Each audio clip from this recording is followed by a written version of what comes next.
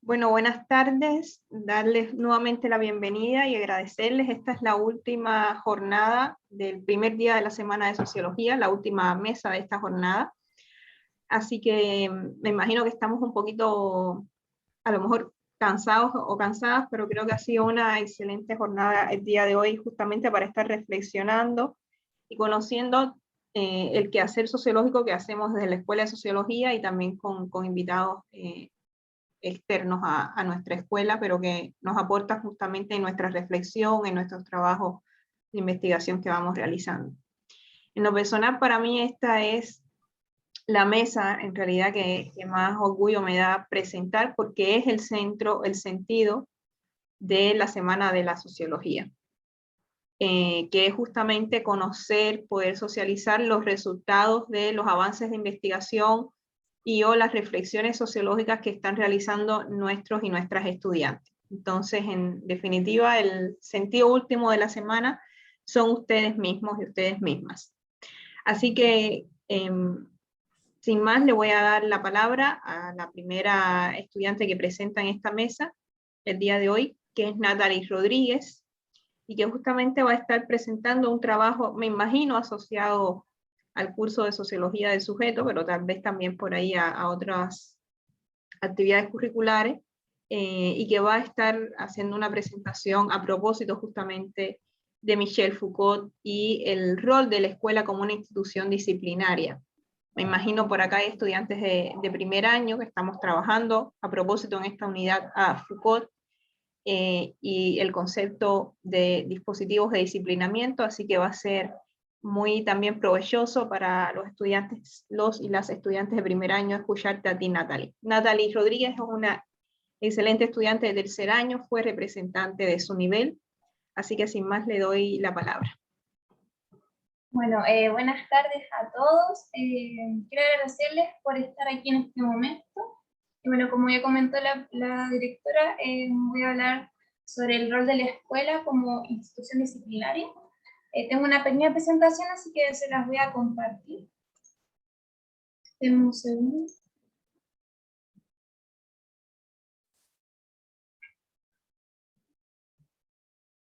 Bueno, ¿se ve? Ya. Entonces, como bien sabemos, a nivel universal, la escuela es reconocida como una institución donde se imparte un tipo de enseñanza y un tipo de educación. ¿Ya? Sin embargo, Foucault no solo limita el rol de la escuela como uno de aprendizaje, sino que este esencialmente es una forma de disciplinamiento y sometimiento, pues aquí se van a reproducir distintas formas de saber. Entonces, así, el método disciplinario que le explica en sus aportes es utilizado constantemente en las escuelas como un proceso primario de disciplinamiento.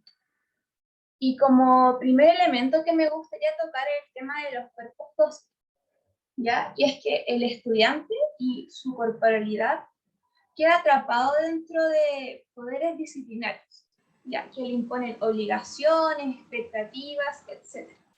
Y esto va a suceder debido a que el estudiante es insertado desde muy temprana edad en estos espacios, ¿ya? Desde su socialización primaria, y es en una etapa de su vida donde su cuerpo todavía es dócil y moldeable de cierta forma. Entonces, de esta forma se entiende que el cuerpo del estudiante es uno que puede ser sometido, utilizado, transformado y básicamente perfeccionado según los criterios de la institución en cuestión. Entonces, siguiendo en esta misma línea, otro tema a considerar es la organización de la sala de clases y el uso que se le da desde la disciplina. ¿Ya? La sala de clases es un espacio que se caracteriza por su ordenamiento y distribución. Podríamos decir que es un espacio común y cerrado y que esencialmente exige clausura, ¿ya? Porque tanto el profesor como el estudiante van a tener una posición determinada con el fin de mantener el orden y la disciplina.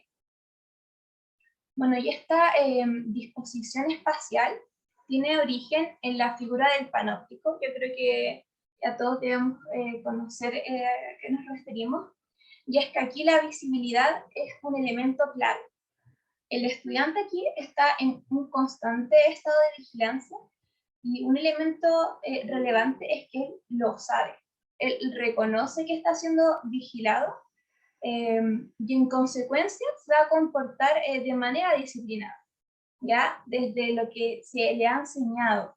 Y aquí Foucault dice que van a existir códigos o rutinas que van a pautar sus conductas, actos, comportamientos, etc. Y bueno, en palabras de Foucault, el método disciplinario ha hecho funcionar el espacio escolar como una máquina de aprender, pero de vigilar, jerarquizar y recompensar. Entonces así aparecería la sala de clases como un gran cuadro único y clasificador. Y dentro del salón de clases se van a dar distintas técnicas disciplinarias. Foucault explica que todas las instituciones, y especialmente la escuela, están repletas de estas técnicas, y estas pueden ser desde lo más sutil e indetectable al ojo humano, o algo más visible y palpable a los sentidos. Un ejemplo de esto podría ser la utilización del uniforme, que en Chile, en los distintos colegios, como los municipales, privados, subvencionados, es muy común. Entonces, y este va a tener un propósito que será el de generalizar y homogeneizar a sus alumnos. ¿Ya? Esto se va a vincular con el deber de cumplir con un reglamento disciplinar, y donde el orden y, como ya nombré anteriormente, la homogeneidad van a reinar como elementos claves para esta categorización social de los estudiantes. También otro ejemplo que podríamos dar de técnicas disciplinarias serían el uso de la asistencia y el horario de clase, que acá se va a disciplinar desde el uso y manejo del tiempo de los estudiantes, de sus rutinas y vidas cotidianas. ¿Ya? Entonces, de cierta manera, Foucault explica que existiría también una micropenalidad en el incumplimiento de estos elementos, ya podría ser como retrasos, ausencias, falta de atención, etc.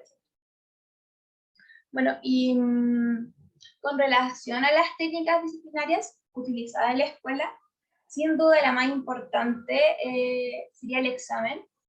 Y bueno, Foucault va a explicar que este comprende como una mirada normalizadora de cierta forma, que va a permitir calificar, clasificar y castigar, y donde se van a instaurar diversas relaciones de poder y de saber. Ya esto es muy clave porque va a referir a que el examen no solo se limita a sancionar un tipo de aprendizaje, sino que le permita al profesor o profesora transmitir un campo de conocimiento y saberes particulares, permitiendo así un intercambio constante de saberes. Y un ejemplo de esto, así como muy banal, sería un examen de filosofía. Acá el profesor o profesora va a hacer una pregunta, no sé, refiriendo a las normas éticas y morales de una sociedad en particular, y acá él va a esperar que al generar este interrogante un tipo de respuesta y un tipo de explicación y argumentación. ¿Ya? Y acá, sin embargo, el estudiante puede sorprender a su profesor, ya sea observando o argumentando el tema desde una perspectiva totalmente diferente a la esperada. Y así va a cristalizar y transformar esas expectativas que va a tener el docente y logrando un intercambio de saberes particulares. Entonces, de esta forma, podemos dar cuenta de que la institución disciplinaria, llamada escuela, es una reproductora de saberes y formadora de cuerpos dóciles, cuerpos sometidos y transformados que obedecen a un tipo de autoridad. Y así como reflexión final, para mí me parece muy interesante la forma subjetiva del control biopolítico que Foucault propone, porque acaba de notar, analizar y de cierta forma revela cómo existe un instrumento de poder sobre el cuerpo, sobre la dimensión biológica de nosotros. Pero acá entra otro elemento, y es que los sujetos tenemos un tipo de poder, la resistencia. ¿Ya? Tenemos la capacidad de resistir a este poder, a estos mecanismos, porque no somos sujetos todo el tiempo, sino que día a día luchamos contra estos dispositivos que de cierta manera buscan disciplinarnos, moldearnos según estructuras e ideologías de saber y conocimiento. Y esta resistencia de los sujetos lo podemos visualizar claramente durante estos últimos años, de que son los estudiantes los que han generado y movido todos los cambios, los movimientos sociales, sobre todo cuando los estudiantes saltaron el torniquete al comienzo del estallido social. Y es que con su capacidad de agencia, ellos deciden dejar de ser sujetos y accionar a través de sus intereses. Y además me pregunto, como ya desde una mirada más desde la institución estructural, ¿qué va a pasar con estos colegios que utilizan otros métodos? Otros métodos para educar. Por ejemplo, existen los colegios que utilizan el método Montessori para educar. Y acá la libertad y la confianza del estudiante son claras. Aquí se les permite actuar, pensar por sí mismos, y los mismos profesores y profesoras utilizan un tipo de disciplinamiento no tan invasivo o dominante, sino que el estudiante mismo genera un autodisciplinamiento. Entonces yo me pregunto, ¿acaso en una sociedad futura estos colegios podrían suplantar este método tan invasivo y dominante del que habla Michel Foucault? ¿O simplemente este método seguirá siendo accesible solo para una parte de la población, de que como han sido lucratizados y solo ciertos grupos sociales pueden adquirir o enterarse? Eso, muchas gracias por escuchar. Buenísimo, Natalie, gracias a ti. Ahí también, muy bueno también que nos dejes esa pregunta como reflexión, después para el segundo momento de las preguntas. Les propongo que hagamos las presentaciones y después hagamos el momento de las preguntas para una y otra. ¿Ya? ¿Están de acuerdo? ¿Te parece, Martín? ¿Y Natalie? Sí, mi parte sí. ¿Sí, profe? Muy bien. Entonces, sin más, le doy la... ¿Estás solo tú, Martín? Porque no está Tuvo Araneda, problemas, ¿cierto? sí, tuvo problemas para llegar. Bueno, pues con mucho gusto presento a Martín Videla, que es estudiante de 5º año y que va a hacer una presentación de los avances de lo que ya va a ser dentro de unas poquitas semanas su tesis de licenciatura. Redes sociales, contenidos e ideas de una nueva derecha intelectual en Chile, el rol del think tank Instituto de Estudios de la Sociedad en el debate público 2010-2021. Así que sin más, te cedo la palabra y éxitos, Martín. Muchas gracias, profesora. Bueno, también agradecer la oportunidad de este espacio, compartir con Natalie, que nos volvemos a encontrar, primero en la práctica y acá de nuevo. Y agradecer a todos los compañeros y compañeras que están presentes. ¿Ya? Básicamente una presentación cortita, más bien de los avances que hemos tenido en el proyecto de tesis.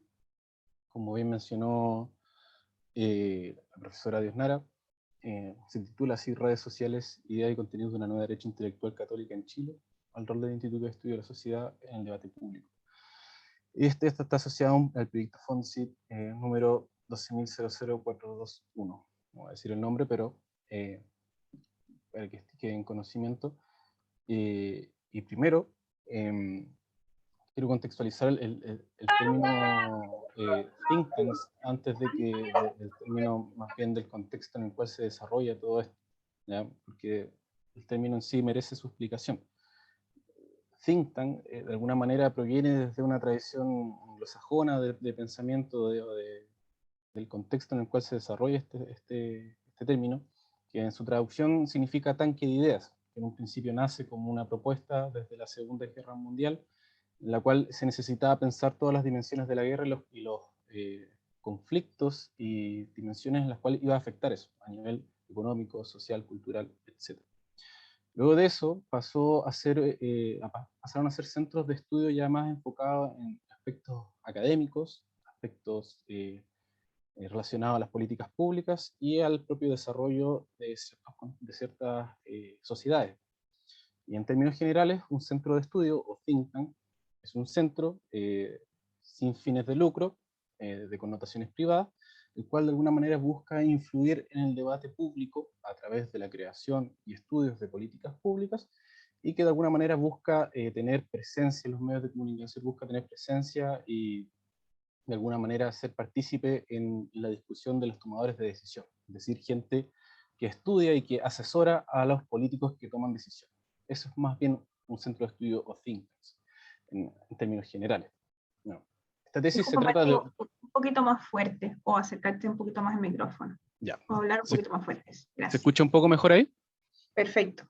Ya, muchas gracias. Bueno, este centro de estudio, el Instituto de Estudio de la Sociedad, está caracterizado como un centro más bien vinculado a la centro-derecha. Bien, y esta tesis, en alguna manera, se basa a partir de ciertos contextos.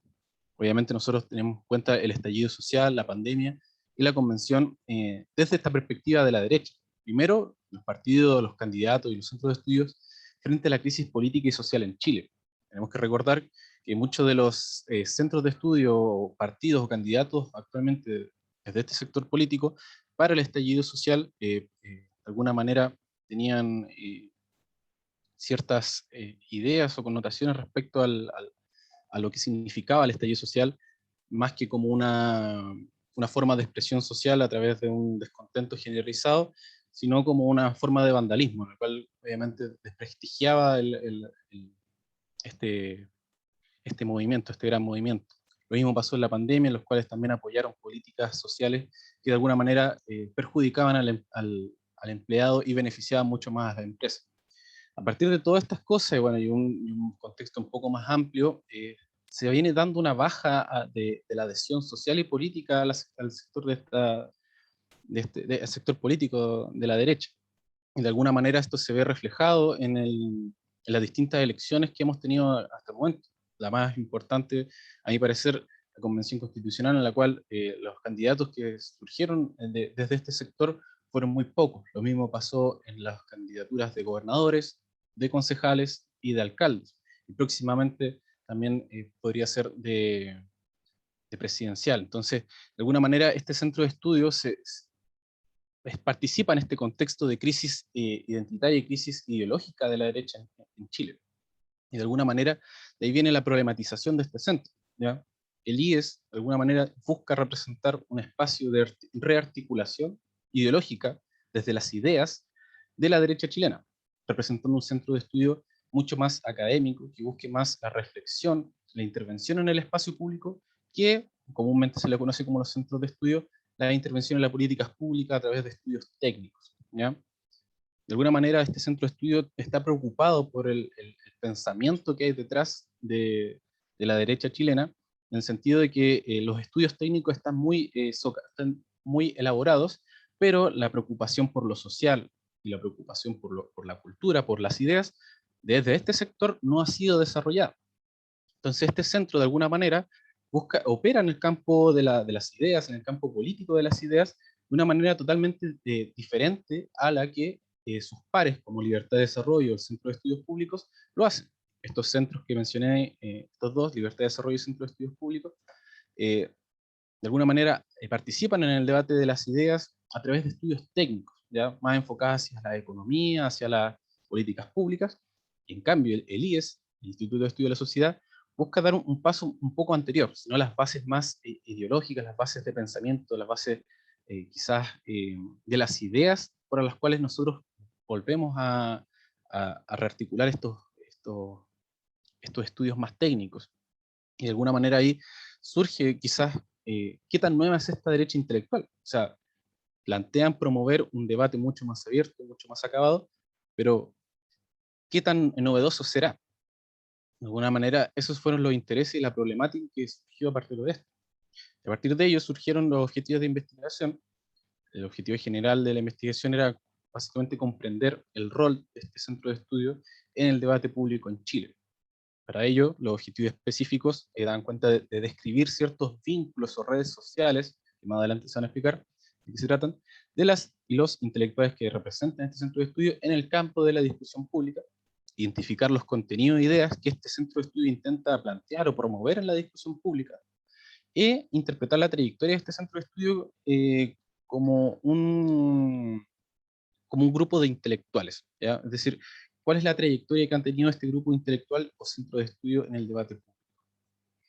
Para ello se desarrolla un marco teórico relacionado a think tanks en Chile, ya que muchos elementos de emergencia de estos centros de estudio eh, provienen de los contextos individuales de cada país. En Chile tiene su tradición, y la influencia del pensamiento católico cristiano de las ideas de este centro de estudio y cómo se ha desarrollado alrededor del tiempo, ¿ya? Para dar cuenta un poco más, eh, quizás más superficial, el centro de estudio, la tradición teórica del centro de estudio en Chile parte con José Joaquín Brunner, quien caracteriza de alguna manera los centros de estudio que, actualmente, que en ese entonces, estamos hablando de 1970, operaban en Chile, ya, y eran instituciones que quizás todos conocen como Flaxo, la ILADES, etcétera, que surgieron de alguna manera para tener una influencia en el campo de las ideas, pero también en contextos ya más adelantados como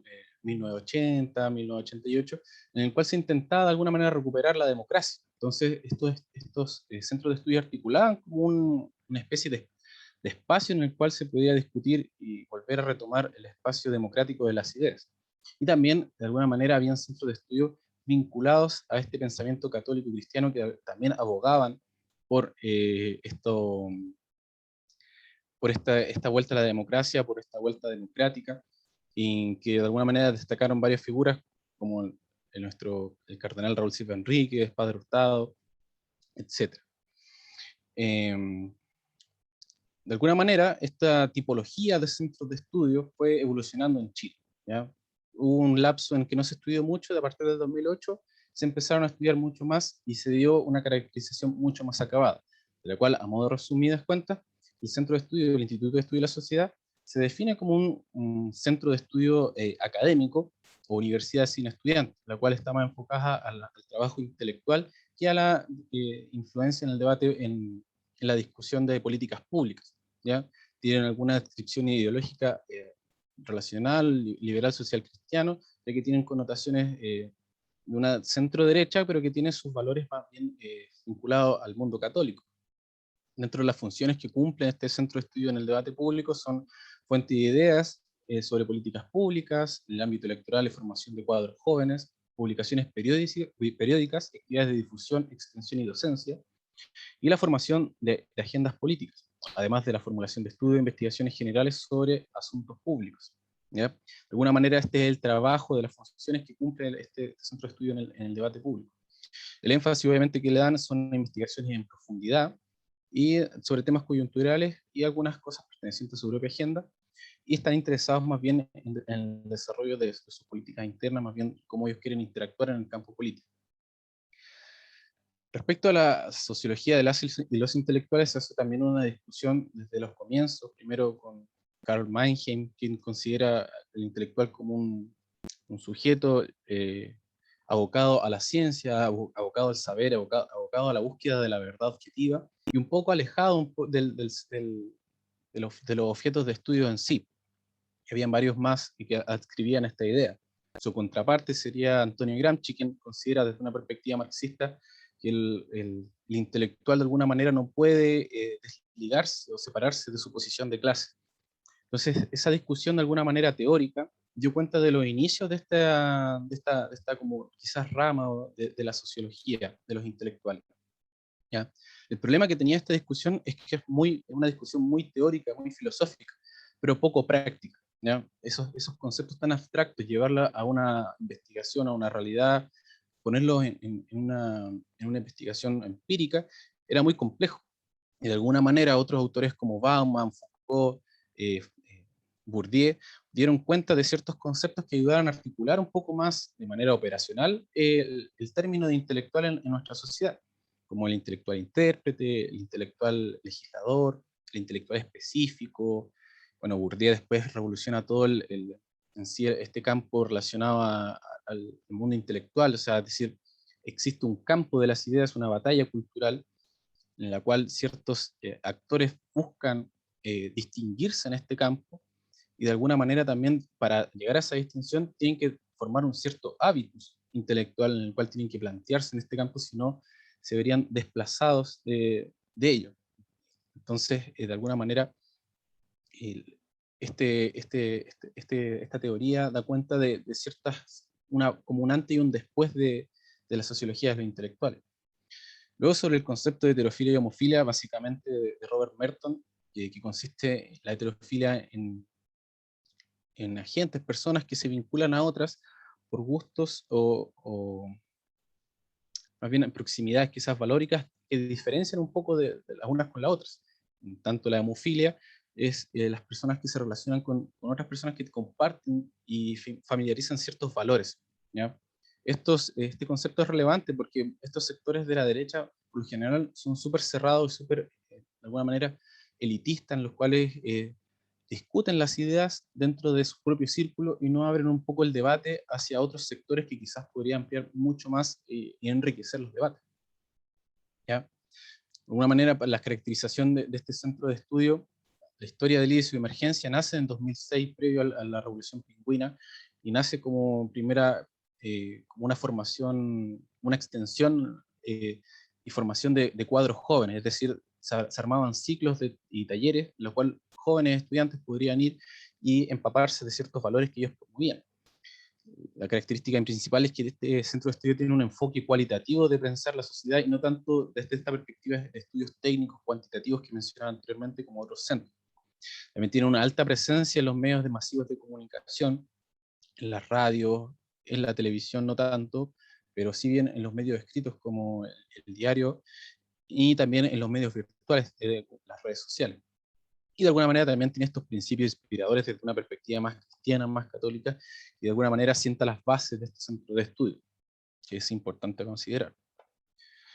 Para ello, se utiliza una metodología mixta para analizar ciertas perspectivas, ¿no?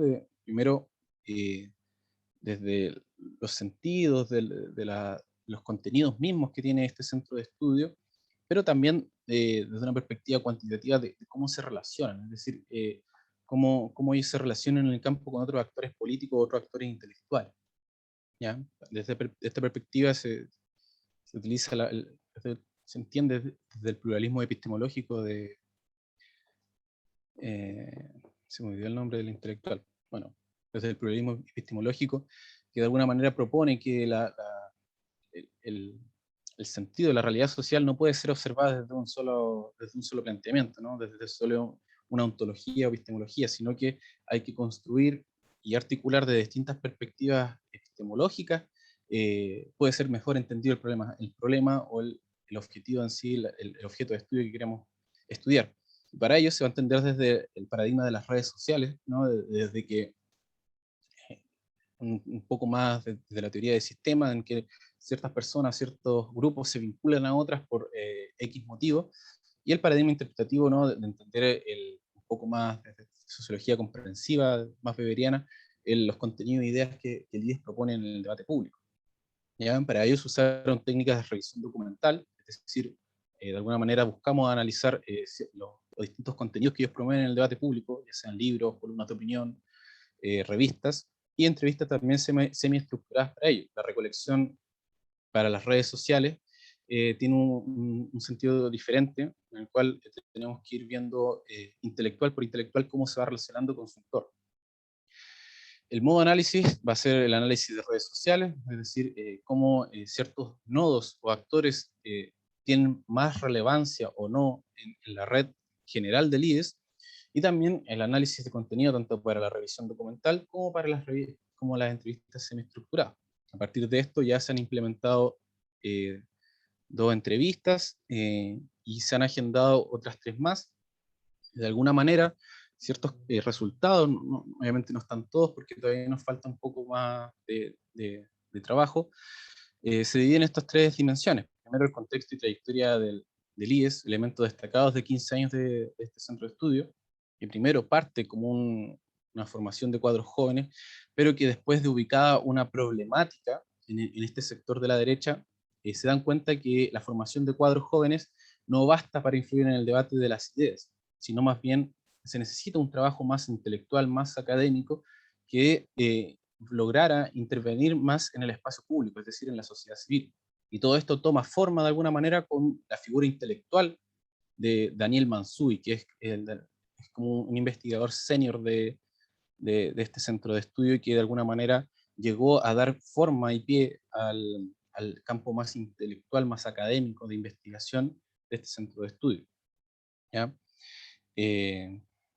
Bueno, ya les había mencionado que a partir de esta problemática se descubre que el espacio de las ideas, es decir, los contenidos filosóficos humanos de la derecha, no estaba desarrollado, sino que se entendía mucho desde perspectivas económicas, las realidades sociales, los problemas sociales, y no tanto desde una perspectiva social cultural. Entonces, a partir de ese problema, el IES empieza a desarrollar esta perspectiva más ideológica desde la cultura o desde las ideas. Y para ello también le da un valor distinto a las humanidades, a las artes y a las letras como fundamentales para poder comprender la realidad social, que otros centros obviamente no le dan esa distinción. Respecto a los tipos de estudio, se ubican ciertos principios, valores y tensiones intelectuales. Es decir, que este centro de estudio de alguna manera tiene principios inspiradores desde la antropología cristiana o de la doctrina social de la Iglesia. De nuevo se repite esta idea de que los estudios técnicos ya estaban desarrollados, pero el trabajo intelectual había poco desarrollo. Desde ahí nacen ciertas motivaciones para el trabajo cualitativo más que para el trabajo técnico. También el IES, de alguna manera, representa un espacio de libertad intelectual y que muchas veces se considera estos centros como muy cerrados y que representan todo un mismo valor, un mismo principio, un mismo pensamiento. Y en este centro al menos retratan sus actores, en este caso el director y subdirector del centro de estudio, que no es así. En el fondo los une los principios inspiradores relacionados a la subsidiariedad, relacionados a la solidaridad y a la doctrina social de la Iglesia, pero cada intelectual, cada miembro del IES tiene la libertad intelectual para leer, para desarrollar ciertas ideas fuera del centro de estudio. ¿Ya? De alguna manera también explican ciertas tensiones con sectores políticos. ¿Ya? Desde los sectores progresistas siempre tienen tensiones en temas valóricos, es decir, temas relacionados al aborto, a la adopción homoparental, que de alguna manera la Iglesia Católica siempre ha sido muy crítica en ese sentido, y también tienen ciertos conflictos o tensiones con la derecha tradicional, de entender de la forma en que ellos entienden la libertad del mercado y que de alguna manera el IES propone que el Estado también debiese tener ciertas regulaciones sobre el mercado, que no se debiese regular solo. Respecto a la vinculación y relaciones formales e informales que tiene este centro de estudio, se ubica la Universidad de los Andes, una universidad muy vinculada al Opus Dei y de alguna manera una universidad élite de mucho lucro y educación privada. En el fondo las carreras son demasiado caras. Se vinculan a esta universidad, pero no de manera formal, sino por ciertos actores clave. Dos participantes del centro de estudio son parte del cuerpo académico de esta universidad. De alguna manera es el puente o enlace que logra dar con esta universidad. ¿Ya? Muchas veces depende del integrante del IES los diversos vínculos intelectuales que vayan teniendo. En aspectos formales, en la creación de libros, contenidos, revistas e informes, se vinculan con intelectuales e instituciones que estén próximas a ciertas visiones de mundo, es decir, desde esta concepción quizás más católica de entender al humano o la realidad social. Pero cuando tienen que hacer aspectos menos informales, como los diálogos, los debates, difusión de ideas, discusiones intelectuales, se vinculan con otras instituciones o intelectuales que no necesariamente están vinculadas al centro, sino para abrir justamente el diálogo. Intentan dar cuenta de que este centro de estudio de alguna manera, quiere dialogar con otros sectores que no estén necesariamente a favor de lo que ellos piensan, pero siempre quieren abrir el diálogo porque de esta manera ellos entienden que van a lograr, de alguna manera, puentes en común y de ahí poder construir quizás ciertas políticas públicas. En el fondo ellos van al diálogo pero con identidad. Respecto al análisis descriptivo de las redes sociales, bueno, no se nota mucho, voy a ampliar un poquito. Las redes sociales en sí, el diagrama, como se les conoce a la red social, si quieren más adelante les muestro una foto de ejemplo, se logra una vez acabados ciertos procesos, y esos procesos todavía siguen en pie, todavía siguen desarrollándose. Por tanto, las opciones que teníamos para esto era analizar un poco la red en cuanto a sus roles y a ciertas variables que componen esta red, como por ejemplo la profesión, y aquí destacan ciertas profesiones que están a la vanguardia de este centro, gente que se va vinculando. ¿Ya? En la red hasta el momento hay 293 actores, de los cuales el 86 personas, es decir, el 29,4% pertenecen a las humanidades, luego le sigue la abogacía con 28,7% y las ciencias sociales con un 20,8%. Y de alguna manera esto cambia el paradigma de pensar los centros de estudio de la derecha, ya que por lo general están más abogados desde la economía y la ingeniería y quizás también la abogacía, pero en este caso las humanidades toman un peso importante y se ven en cómo los profesionales se van vinculando a estos centros de estudio. También sí se destaca mucho la presencia del sexo masculino o de los hombres en esta red y no tanto de las mujeres. O sea, eso se puede ver en las concepciones católicas de este centro de estudio. También destacan la participación en universidades de egreso de esta red. La mayoría son de universidades católicas, ¿ya? Y también de universidades tradicionales. Es decir, que la red de este centro de estudio se compone principalmente de egresados de estas universidades con connotaciones católicas y principalmente de universidades tradicionales como la Universidad de Chile, la Universidad Católica, la USACH, la Federico Santa María, etc. ¿Ya? A la vez también se vinculan con personas que trabajen mayoritariamente en centros de estudio y en universidades. Así también el cargo en el que representan en esta institución, tanto centros de estudios como universidades, aparecen cargos como académicos, directores, editores e investigadores, porque este centro de alguna manera también se vincula de manera fuerte con los medios periodísticos de la sociedad, es decir, tienen buenos vínculos con el Mercurio, la Tercera, el MOL, etc.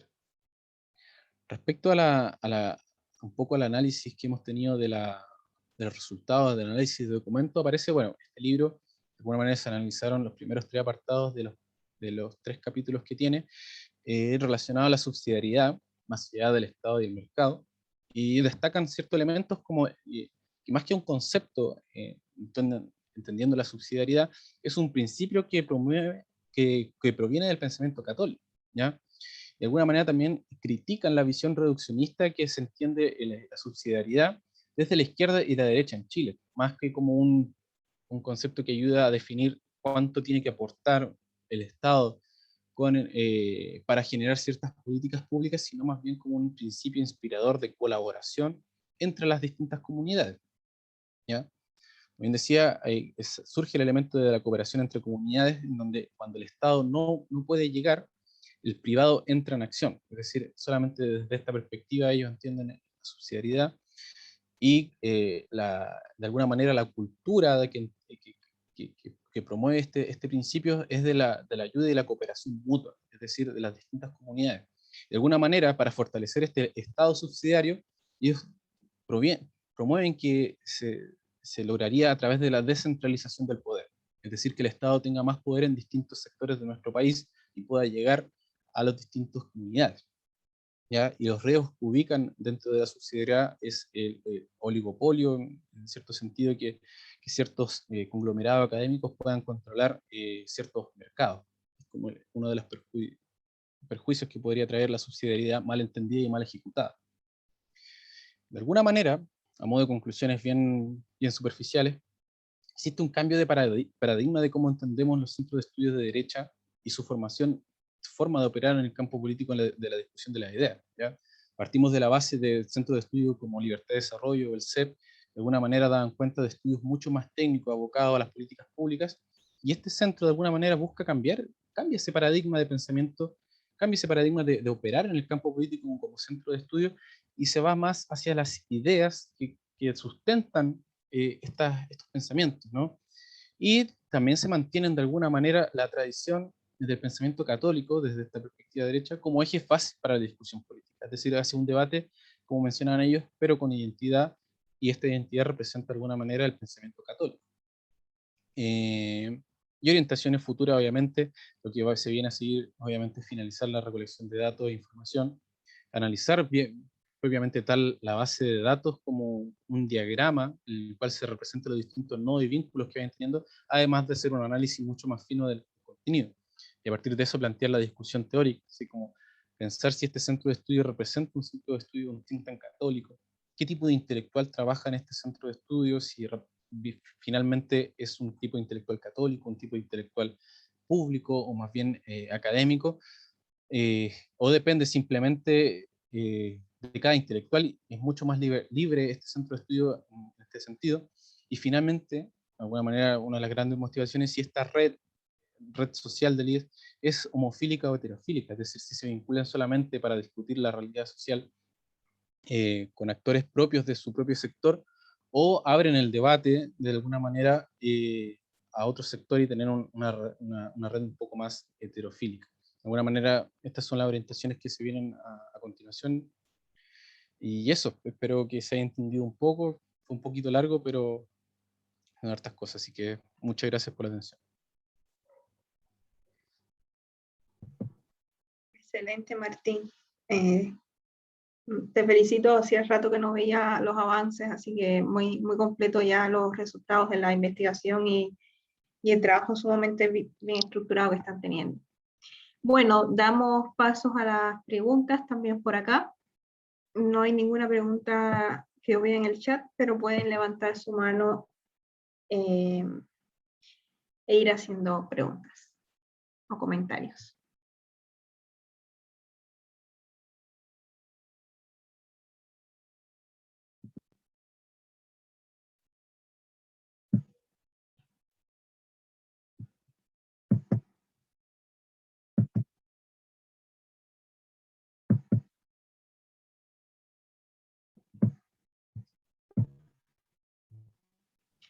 Profesor Yo Justino, tengo parece una que quiere hablar. primera pregunta y después podemos avanzar también, yo creo, quizás hacer reflexiones compartidas a propósito de la reflexión teórica que nos hacía sobre los dispositivos de disciplinamiento Natalie, y justamente el estudio que hace de un centro de estudios de pensamiento y el uso, por ejemplo, que se hace de las redes sociales, que nos presenta con el trabajo de tesis Martín.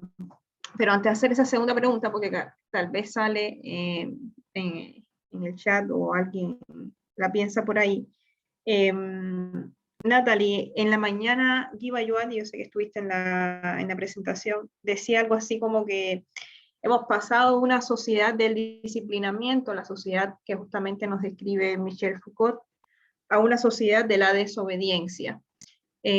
Quisiera, a propósito de que tú has avanzado más en la lectura y en el análisis de Foucault, ¿qué crees sobre esta reflexión que nos hacía Bayoat? ¿La compartes?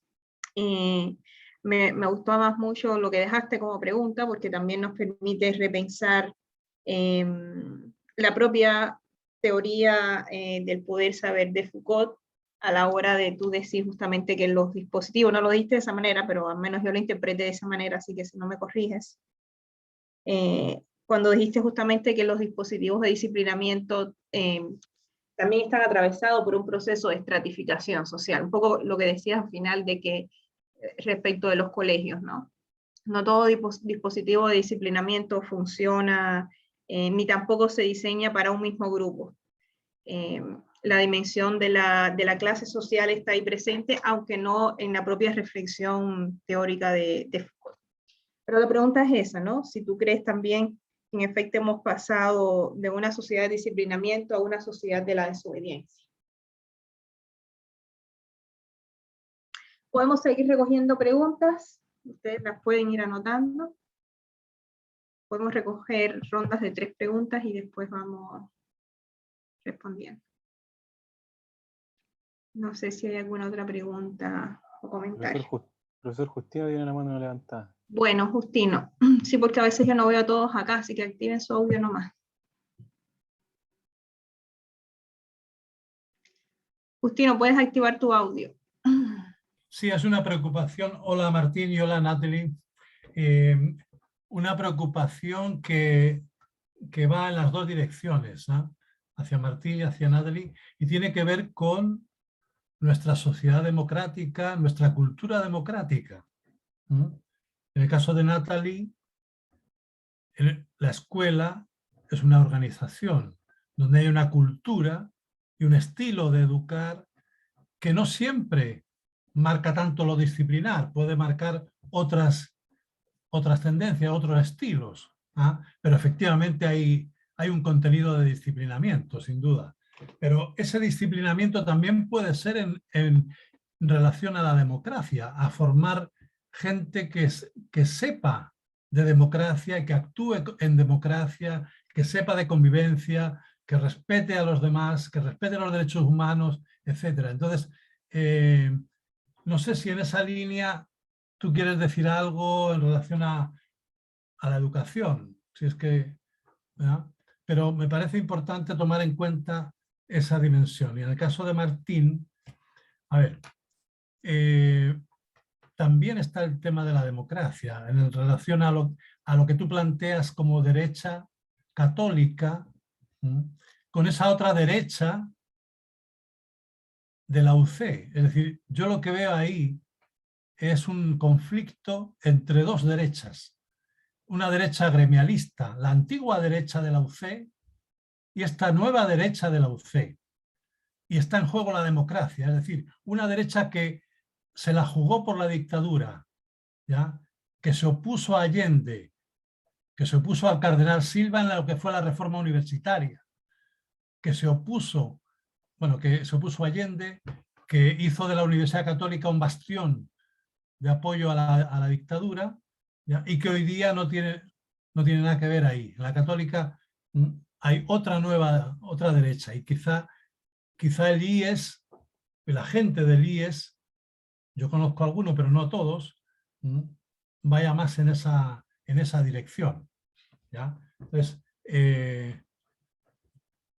lo otro es también, a ver, cuidar el lenguaje y precisarlo en términos de lo católico, lo cristiano, porque yo creo que ahí, en este momento, es importante hilar un poquito más fino, porque no todo lo cristiano es católico, no todo lo católico es cristiano, sí, pero creo que hay, porque en el campo religioso, los cristianos, hay muchas iglesias evangélicas y de otras denominaciones que también entran en relación con el tema de la derecha o de la ultraderecha. Bueno, entonces creo que en eso convendría afinar un poquito más ese tema de la derecha católica. O cuando tú te refieres, cuando identificas católico con cristiano, que no es necesariamente lo igual. Esa es un poquito mi reacción. La verdad que no Gracias, tengo así Justino. muchas preguntas. Muy buenas observaciones también. Yo comparto esas observaciones que hace, sobre todo esta última que hace Justino, porque en efecto hay todo un campo de derechización muy fuerte, apegado a fundamentalismo religioso, a nuevos Claro. fundamentalismos religiosos que se están dando en América Latina, que convendría también como analizar, aun cuando sabemos que no es objeto, porque tu objeto de estudio no es el fundamentalismo religioso, sino es el estudio de think tanks, y ahí sale esa dimensión, pero está buena ese comentario. Hice la No sé si pregunta, habrá... si tú captas que este centro se la juega por la democracia, es demócrata, más que de derecha o más que católico, como que, es decir, efectivamente, desde el punto de vista político, están por la democracia, defienden la democracia, porque ahí es donde marcarían distinción con esas otras derechas de antes, de la UC. Muy bueno. Bueno, no hay preguntas por ahora, capaz que salga alguna después. Si quieren en el mismo orden, Natalie y después Martín. Bueno, sí, agradezco los comentarios y las preguntas que me hicieron. Voy a tratar de responder. Bueno, cuando la pregunta que me dice sociedad de la desobediencia, sí, yo creo que comparto lo que decía nuestro colega en la inauguración, porque yo creo que sobre todo con las generaciones nuevas, los métodos disciplinarios ya no son ya no están tan instaurados como de raíz, sino que además las generaciones nuevas crecieron con contextos distintos. Por ejemplo, yo ahora estaba reflexionando, pienso en mis padres, en mis tíos, que crecieron en dictadura, donde la libertad de expresión, de pensamiento, de movimiento, de conductas era súper limitada. O sea, en cambio, por lo menos yo y las generaciones futuras, todo lo que viene ahora, hay cierta libertad donde estos métodos disciplinares son más sutiles. O sea, se implementan, nosotros podemos decirlo como con los exámenes, la toma de asistencia, el horario, pero ya, yo creo que ya no hay tanto castigo, como dice un poco el castigar y vigilar, no, vigilar y castigar, no, me confundo. Creo que cada vez más sutil, pero yo creo que cada vez las nuevas generaciones, al tener más información, más acceso a la información, genera una mayor capacidad de agencia. Ya yo creo que ya no somos tan sujetos a dispositivos de poder, sino que podemos tomar un rol en la sociedad, actuar en función de nuestros intereses y movilizar y tratar de transformar la estructura. Y respecto a la que decía Justino, sí, yo creo completamente también que la escuela es una organización donde se imparte cierta cultura. Y cuando habla del disciplinamiento democrático, eso lo puedo visualizar. Creo que es súper útil. En verdad yo veo a mi hermana, que mi hermana va en cuarto medio, y yo visualizo los nuevos programas, nuevos métodos y metodologías que han instaurado últimamente en la escuela. Mi hermana va en escuela municipal y sobre todo hay ramos cívicos, hay más ramos políticos, donde la ciudadanía es algo súper clave, siempre se está discutiendo. Y yo creo que también hay que ver como este disciplinamiento democrático, también de información, como algo útil y algo que también nos puede ayudar a nosotros como sociedad. Eso, muchas gracias. Muy bien, Natalie. Martín. Bueno, igual, agradezco también las preguntas, los comentarios, siempre son de buena utilidad para seguir mejorando la tesis. Primero, respondiendo la pregunta del profesor Justino sobre esta precisión quizás de cambio de esta derecha gremialista, una derecha quizás un poco más social. Considero que el IES podría ser el gran paso en el fondo, podría ser una oportunidad en la cual desde la derecha se estudien los problemas sociales desde una perspectiva social, desde una perspectiva más cultural. No tanto desde los estudios económicos, de entender los problemas sociales desde porcentajes, desde cierto economicismo para estudiarlo, sino más bien desde las letras, sino de las culturas, de las artes, quizás desde perspectivas mucho más sociales relacionadas a la humanidad y la ciencia social en general. Podría ser un gran cambio, pero muchas de esas cosas podrían ser interesantes, pero quizás todavía siguen la misma lógica de desarrollo, por así decirlo, que tienen estos gremialistas. Es decir, ellos se juntaban en espacios súper cerrados a debatir, a desarrollar Chile, sin consultarle a distintas comunidades que estaban detrás. Y de alguna manera, el Centro de Estudio, Instituto de Estudio de la Sociedad, de alguna manera cambia el paradigma en sí de pensar la sociedad, pero la lógica en la cual siguen pensando, o sea, siguen trabajando para el desarrollo cultural, es la misma. O sea, siguen quizás cerrándose en un círculo elitista, en un círculo en el cual solamente las personas que comparten ciertos valores pertenecen a ese círculo y puedan seguir desarrollándose. Obviamente eso quizás se va a visualizar mucho mejor cuando se implemente o se analice la red como tal y pueda haber un poco más de resultados. Pero aún quedan muchas dudas al respecto. Hasta el momento llevan un cambio paradigmático en la forma de analizar la sociedad, desde una perspectiva, desde la tradición intelectual de los centros de estudios de derecha, fue el quiebre que al menos hicieron en cambio en el sentido de cómo estudiar. Y respecto al punto de vista de distinción entre lo cristiano y lo católico, no entiendo muy bien, en el fondo, porque este centro de estudio no está como en sí bajo una institución en sí, una iglesia, o sea, una creencia como los evangélicos, los protestantes, ¿no? Sino que se abogan a ciertos principios que aparecen, no sé, pues, en la encíclica, en la cuadragésica Anon, que da cuenta el Padre Pío, y de alguna manera de ahí nacen ciertos principios con estas connotaciones católicas, ¿ya? Pero sí, podría ser una buena distinción, quizá en el marco teórico poder agregar, también me acuerdo de unas distinciones que nos dio en la primera defensa sobre las distintas derechas también, ¿no? el visualizar las distintas derechas desde una perspectiva más teórica, quizás también agregar un poco más relacionado a las distinciones religiosas que podrían haber y que podrían influir en el debate de las ideas finalmente. Pero eso, yo creo que este centro de estudio podría ser la apertura para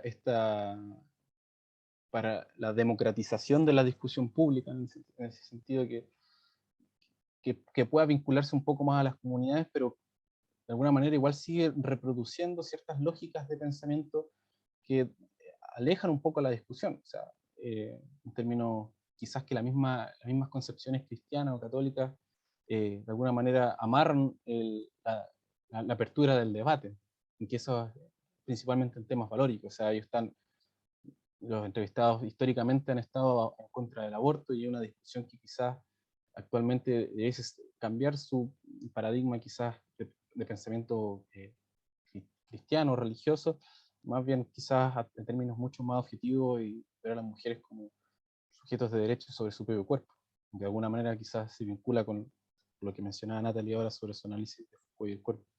Entonces, eso, al menos esos son mis comentarios. Agradezco igual la oportunidad de nuevo de estar aquí y compartir espacio con mis compañeros y compañeras. Ya no los voy a poder ver quizás el próximo año, así que eso.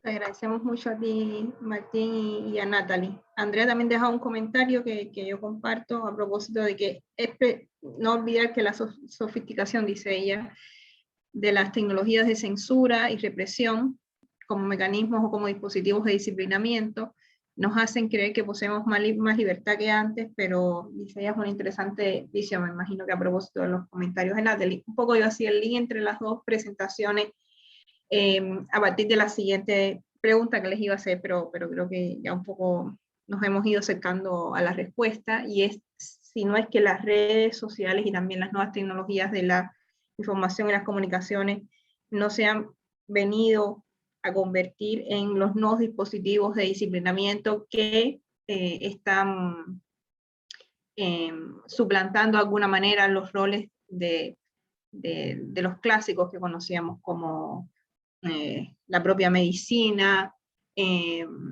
la escuela, etc. O sea, lo telemático, por ejemplo, este es un buen ejemplo de lo que hemos vivido durante la pandemia, se ha convertido, pienso yo, que en un dispositivo de disciplinamiento no menor, ¿no? Para considerar. Y en ese mecanismo de disciplinamiento, el tema de la libertad, el tema de la desobediencia, debe ser también repensado, porque el medio telemático o virtual implica también otras formas de resistencia, ¿no?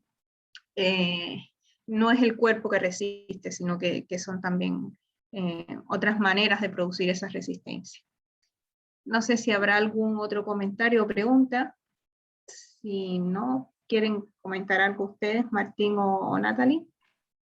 Bueno, yo quería comentar que estoy como absolutamente de acuerdo con lo que dice la profe Andrea, porque creo que las redes sociales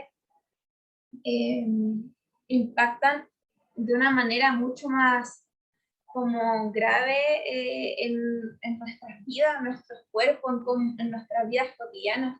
Yo creo que una pregunta que debemos hacernos es ¿cuánto tiempo yo paso en el celular?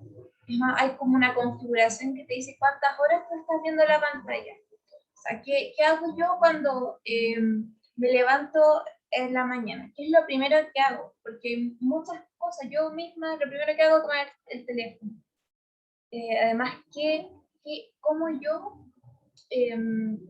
utilizo mi tiempo, mis habilidades relacionadas a las redes sociales, las tecnologías, creo que es un debate y reflexiones que tenemos que hacernos a diario, porque ya es como, no sé, las tecnologías han atravesado todas las esferas de la sociedad, de la vida, y como dice la profe, ya es otro tipo de resistencia. Bueno, muchísimas gracias, les agradezco muchísimo a Martín y a Natalie. Me imagino que Andrea algo también había comentado en el chat, y Justino, está el profesor Tomás Torre, creo también por ahí, el resto de sus compañeros y compañeras deben de compartir bueno, pues el orgullo que uno siente cuando les escucha, de ir viendo justamente la madurez intelectual, la capacidad de exposición brillante que van teniendo un estudiante que está en 5º año y un estudiante que está en 3er año. Así que al resto, exhortarles a que participen en las próximas jornadas y también con avances de sus propias investigaciones y de sus propios trabajos. Así que muchísimas gracias, nos vemos mañana a las 11:30, que tenemos la Feria de Prácticas Tempranas y Profesionales, y va a ser también un súper buen espacio. Creo que van a estar Natalie y Martín por ahí también. Muy buenas tardes, que descansen. Gracias, Que estén bien. felicidades. Muchas gracias. Muchas gracias a Cuídense todos, que estén bien. Chao. Hasta luego.